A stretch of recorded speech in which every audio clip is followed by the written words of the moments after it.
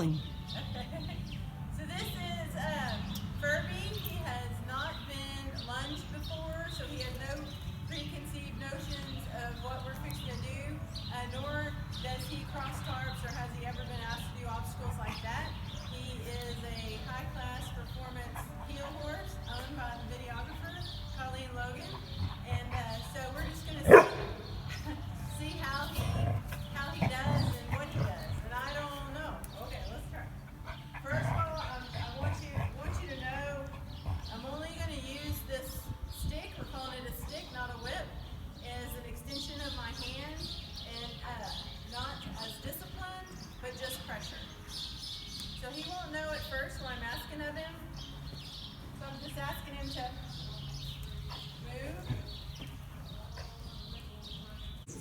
It took 47 minutes from start to finish for us to successfully and calmly walk over the tarp. So there will be several areas where I will speed it up, as well as some cuts, some splits, just again for sake of time.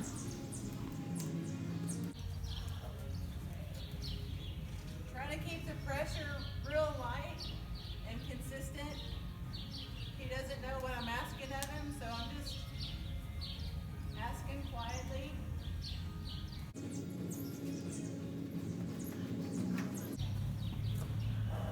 Just saw the tarp.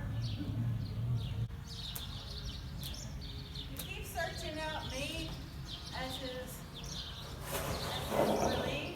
So let me put something between us. See if that'll help. I credit Jim Anderson with showing me this technique. It's all about building confidence in crossing the tarp or obstacle and not just completing the task of it. You know, those horses that are just completing the task are the ones that huff and puff and blow and shake and tremor and cross it like, you know, they're in the middle of an earthquake or crossing a bridge over the Grand Canyon, and they are completing the task because you've asked them to, but there's certainly no confidence in their doing so. So this is what this exercise is building their confidence by establishing things that they know and building from that. Just gonna speed this up a little bit. He's beginning to understand how to respond to my asking him to move around me.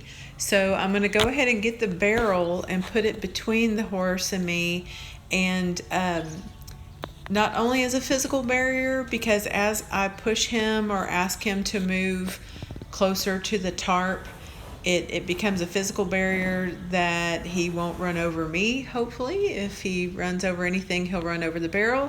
But also that mental parameter of go away from me. Don't seek me out as your happy place. The tarp needs to be your happy place. I don't talk to the horse a lot. I want him to feel my energy, read my energy, rather than me putting it forth through talking. Some horses derive pleasure from the verbal praise, but I would rather him derive pleasure from the confidence of, as he moves towards the tarp, then crosses the tarp, that all pressure is off of him as he does so. And that's the first time he calmly walked past the tarp. I've sped this section up for sake of time, but it was fun to watch in slow motion because as he passed clockwise, he really looked at the tarp every single time, and that was really neat. Now here there will be no pressure, no hurry as he begins to investigate the tarp. When he's decided to leave the tarp, now there's some pressure. As long as he was engaged in the tarp, assessing it and thinking about it, I left him alone. But as soon as he disengaged from the tarp, I put on the pressure again.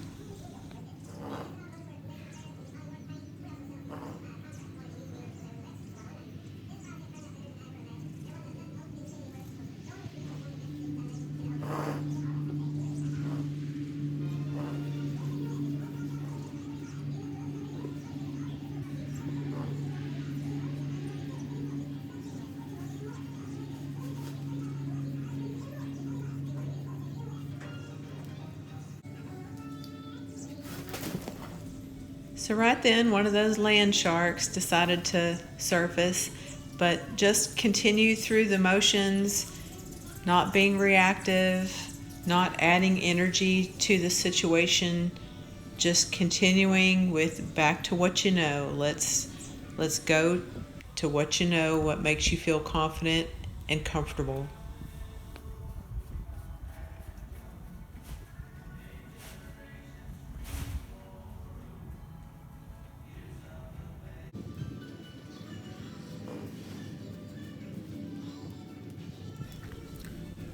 After he changed the way the tarp looked to him as he's coming there clockwise, his feet began to get stuck. And so I gently tried to increase my pressure, and he just wasn't confident enough to pass between the barrel and the tarp. And so I just pulled back on the barrel just a little bit, going back again to what he knew was okay. He knew he was safe.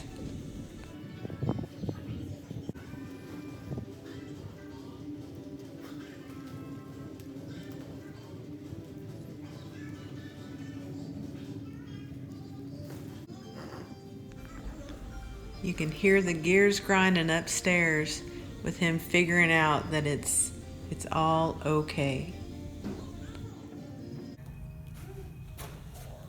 It's like he didn't even notice he walked across it, which is so awesome.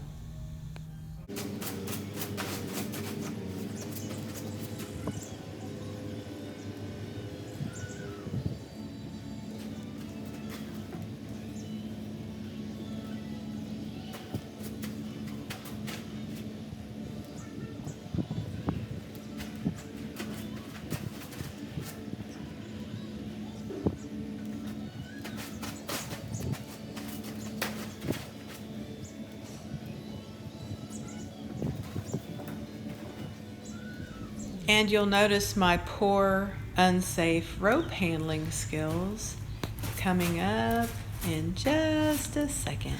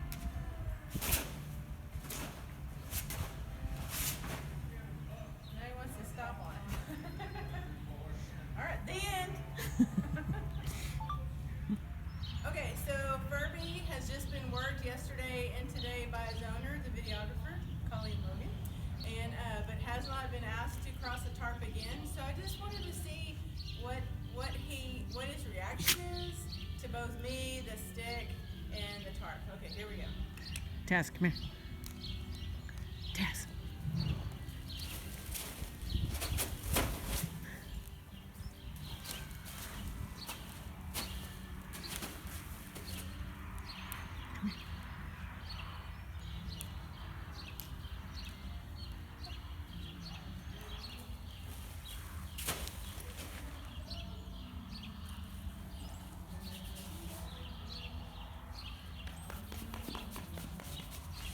And he does like to eat it. He's real mouthy.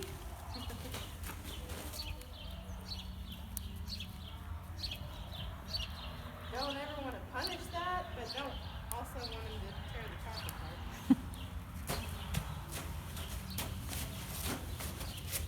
Boy. Good boy. Good boy. Okay, Taz.